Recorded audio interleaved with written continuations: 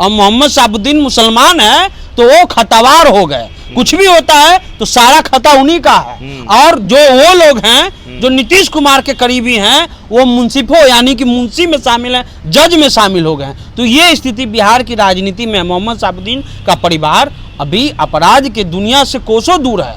उनके पास कई आरोप लगे, उन पर कई आरोप लगे हैं, लेकिन अभी वो चुनाव हारे हैं। चुनाव के बाद जो है वो अपना राजनीतिक जो है कार्यक्रम कर रही हैं कि जो कत्ल करके मुंसिफों में शामिल हो गए। मुंसिफों यानी जज, मुंशी जो जज के लाइन में शामिल हो गए। और हम जान देकर भी जमाने में खतावार हुए। समस्या यही है। कुछ दिन पहले खबर चली थी कि शहाबुद्दीन साहब के बेटे उसामा साहब चोरी के गाड़ी चला रहे थे। कुछ का चोरी किया हुआ गाड़ी चला रहे थे। अब खबर क्या चली कि छापेमारी हो गई। सिवान का नाम आए और शहाबुद्दीन का नाम ना आए, ऐसा कैसे हो सकता है? कल एक खबर चली कि सिवान में छापा पड़ा है एसटीएफ का, पुलिस का, बंगाल एसटीएफ का, और लोग कहने लगे कि शहाबुद्दीन के घर पे छापा था क्योंकि तस्वीर में शहाबुद्दीन साहब का घर नजर आ रहा था। अब मामला क्या, वो वीडियो हमने आपको दिखाया, बताया कि शहाबुद्दीन साहब के घर के आसपास पुलिस ने छापा मारा था। मगर पूरी सच्चाई क्या है? क्या सच में शहाबुद्दीन साहब के लोग शामिल थे या फिर खोजते तलाशते पुलिस वहां पे आ गई? सारा कुछ हम आपको निचोड़ कर बताएंगे। सनी हमारे साथ हैं। सनी, मामला क्या था? मामला यही है, स्थानीय पत्रकार से हमने बात की और एक शायरी याद आ रही, इसलिए पहले शायरी ही बोल दे रहा हूँ कि जो कत्ल करके मुंसिफों में शामिल हो गए। मुंसिफों यानी जज, मुंशी जो जज के लाइन में शामिल हो गए। और हम जान देकर भी जमाने में खतावार हुए। समस्या यही है। कुछ दिन पहले खबर चली थी कि शहाबुद्दीन साहब के बेटे उसामा साहब चोरी के गाड़ी चला रहे थे। कुछ का चोरी किया हुआ गाड़ी चला रहे थे। अब खबर क्या चली कि छापेमारी हो गई। आपने पता किया था कि छापेमारी हुई है? छापेमारी नहीं हुई है, बंगाल में कोई डकैती हुई थी। उसकी पूछताछ के लिए पुलिस वहां पहुंची थी। एक ड्राइवर को खोजा जा रहा था।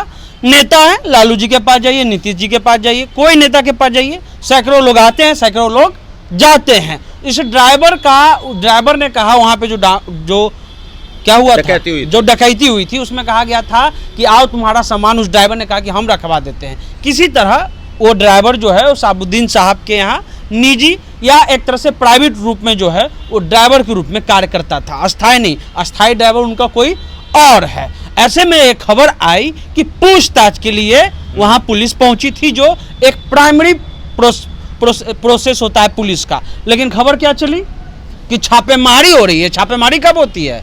जब आप कोई बड़ा कांड किए हो, नहीं पहुंचे हो, तब पुलिस की टीम आती है, आपको छापेमारी करके खोजा जाता है। ऐसा कोई मामला नहीं था। शहाबुद्दीन परिवार के यहाँ और उनसे जुड़ा हुआ ऐसा कोई मसला नहीं था। लेकिन खबर कुछ और चलने लगी, क्योंकि ये हमने आपको शायरी भी कहा, उनका भी शायरी है भाई, जो अकबर इलाहाबादी हैं कि वो कत्ल भी कर देते हैं तो चर्चा नहीं होती, और आ करते हैं तो बदनाम हो जाते हैं। वही चीज है, वहां कुछ भी होगा, किसी के यहाँ कुछ होगा तो शहाबुद्दीन साहब के परिवार पर डायरेक्ट अटैक होने लगता है। कल कुछ दिन पहले ये खबर चलने लगी थी कि भैया आप देखिए शहाबुद्दीन साहब के बेटे चोरी के गाड़ी पे चल रहे थे। बाद में प्रशासन ने भी माना कि चोरी की गाड़ी नहीं है, और इन लोगों ने भी, उनके परिवार ने भी सबूत दिया। लेकिन ये बार बार क्यों अटैक होता है? तो ये तो है ना कि पुलिस आई थी, उस घर में गई, पूछताछ किया।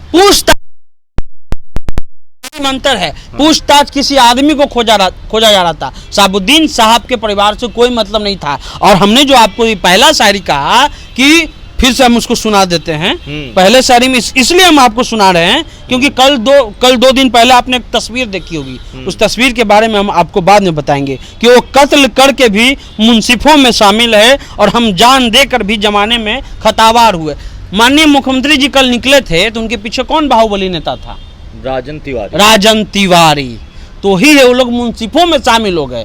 और मोहम्मद शहाबुद्दीन मुसलमान है तो वो खतावार हो गए। कुछ भी होता है तो सारा खता उन्हीं का है। और जो वो लोग हैं जो नीतीश कुमार के करीबी हैं वो मुंसिफों यानी कि मुंशी में शामिल है, जज में शामिल हो गए। तो ये स्थिति बिहार की राजनीति में। मोहम्मद शहाबुद्दीन का परिवार अभी अपराध के दुनिया से कोसों दूर है।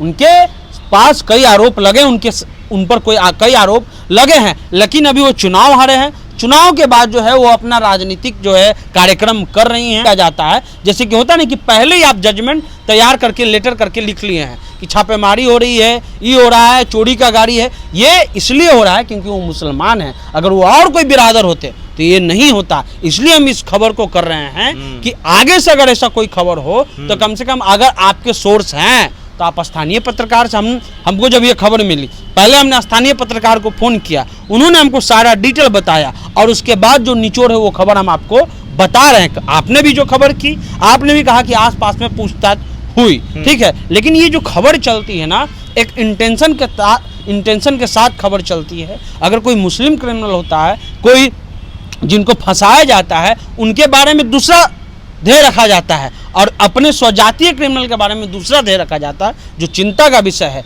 इस घटना में शहाबुद्दीन परिवार का एक उंगली तक नहीं है और ना कोई हाथ है। ये कहानी की सच्चाई है। चलिए, कहानी की सच्चाई ये है कि जो है वो शहाबुद्दीन परिवार इस मामले में शामिल नहीं है। शहाबुद्दीन परिवार के यहाँ काम करने वाला ड्राइवर, जो ड्राइवर बंगाल में रहता था, उस ड्राइवर ने डकैती की जिस पे आरोप है, उसी को तलाशते हुए पुलिस आई थी। शहाबुद्दीन परिवार के लोगों से बातचीत किया, पूछा वो कौन ड्राइवर है, तो पता चला वो प्राइवेट है, मतलब डेली के बेसिस पे जैसे लोग काम करते हैं वैसे ही वो ड्राइवर निकला। बाकी शहाबुद्दीन परिवार का कोई लेना देना नहीं है। अभी तक वहाँ के जो लोकल पत्रकार हैं उनके हिसाब से ये अभी तक बातें निकल कर आई हैं। बाकी आप अपनी राय नीचे कमेंट बॉक्स में